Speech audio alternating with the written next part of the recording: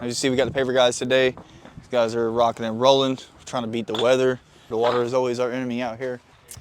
So with that, we're pretty much just going day by day, just trying to figure out what's gonna go on. So if we have like a day like today, super nice, but then when we got out here, it's super overcast and super rainy. In that case, just start getting it. These guys don't play. I think 12 pallets total out here. So like I said, you see the clouds rolling in, they just move a little bit faster. So got Antonio and Mark out here with me this afternoon.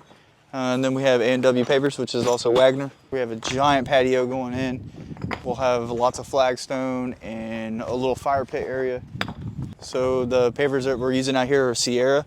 This is a Trimron product. And then we'll do a charcoal border around everything, kind of accent everything. Same thing with the house. The house is light, the pavers are light, and then you have the dark border. It'll look really nice. You have a couple options with the concrete. So with the pavers, you'll do either on the side or under. So, and that's just on the border. So with the border, they'll make like a little triangle, and that kind of thing locks everything in.